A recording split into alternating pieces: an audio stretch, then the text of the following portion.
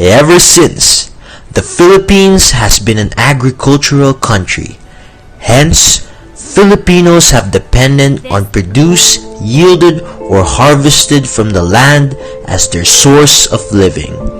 Land is essential to Filipinos. This is why our Filipino ancestors treated land as a communal property. This is where agrarian reform came into play. Philippines is an agricultural nation and 75% of the Filipinos work in agriculture, but in every 10 farmers, 9 of them does not own the land that they are using. Farmers earn the least even though they do the hard work. There are different events where the farmers fights for their rights on the land that they are farming. Our government has created comprehensive agrarian reform law to help distribute lands to small farmers to help them become small independent farmers. On the arrival of the Spaniards, they introduced feudalism to the Philippines, where they divided the land and awarded them to different trusted officials. Local elites and church threw encomienda, which then turned into hacienda system. In 1896, the Katipunan tried to change the system through revolution for anti-colonial and anti-feudal war. During American invasion, they saw that hacienda system is beneficial to them, so the Katipuneros failed to fight feudalism. October 21, 1972. 1 month after declaring the martial law, Ferdinand Marcos signed a Presidential Decree 27, which aimed to emancipate tenants from the bondage of the soil. In 1969, farmers in Central Luzon formed the new People's Army, which Marcos foresaw as a threat to his ruling, even though they are small and scattered. When Marcos was finally toppled by the EDSA Revolution, Corazon Aquino replaced him as a Philippine president. Aquino envisioned land reform as the centerpiece of her social agenda.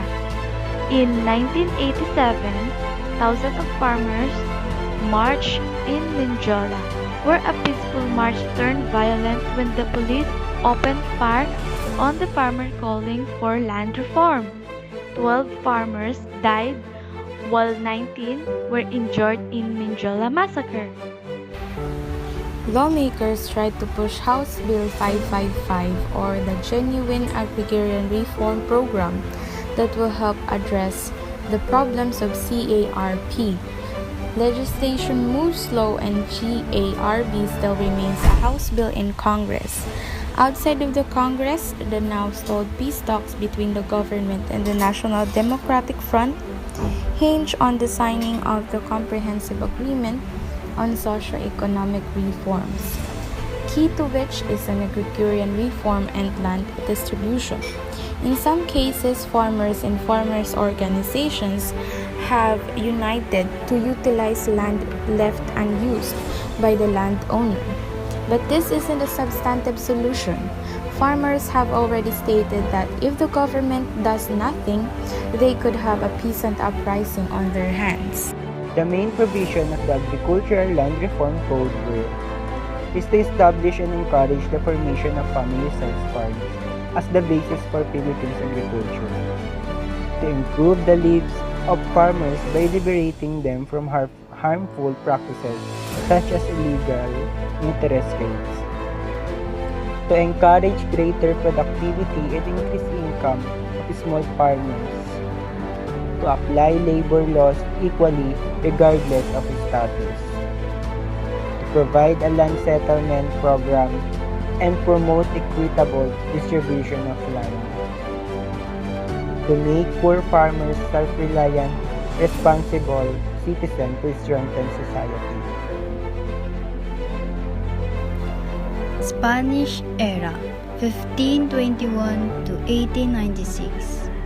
During this period introduced a pueblo pertanian, a system in which indigenous farm communities were organized in the pueblo, and each Christian indigenous family had 4 to 5 hectares of land.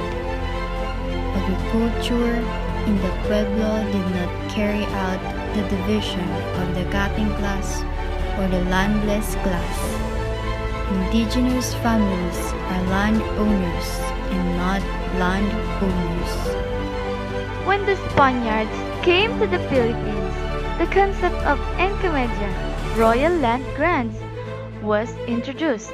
This system provides that the encomendieros must defend its encomienda from external attacks, maintain peace and order within, and support the missionaries. In this regard, the encomendiero gained the right to collect recognition from the Indios. However, the system was corrupt by the abuse of power by the encomendieros. Philippine Republic. After the establishment of the Philippine independence in 1946, the problems of land tenure remained. This became worse in certain areas. Thus, the Congress of the Philippines revised the tenancy law. When President Quezon laid out a social justice program focused on buying large haciendas that were divided and sold to tenants. This administration is responsible for advocating for the National Rice and Corn Corporation, or NARICC, and advocating for advocacy assistance to assist farmers in court battles for their rights to protect the land. President Manuel Acuña Rojas from 1946 to 1948. Republic Act 34 was enacted to establish a sharing arrangement between the tenant and the landlord. 70% of the harvest will go to the person who brought the cost for planting, harvesting, and for working animals. President Rojas negotiated the purchase of 8,000 hectares of land in Batangas owned by the Ayala Subel family.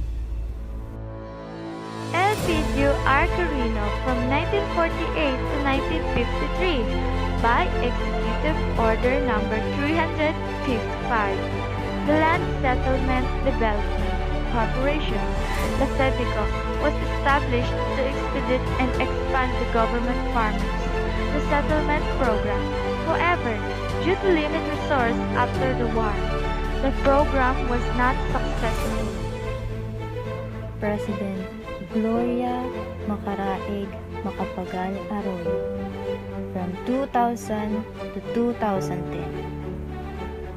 The GMA administration has adopted the Bayan-Anihan concept as the implementing framework for a comprehensive Agarian reform program,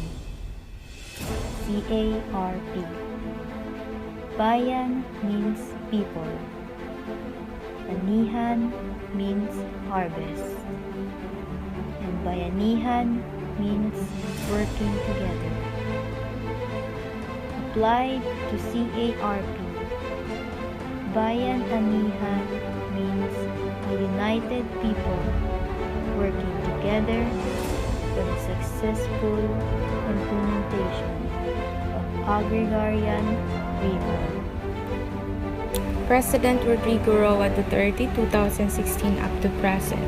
Under his leadership, the President wants to continue an aggressive land reform program that will help alleviate the lives of poor Filipino farmers by giving priority to providing support services including land distribution. The President instructed the DAR to launch the second phase of agrarian reform in which landless farmers will be rewarded on undivided lands under the Comprehensive Agrarian Reform Program.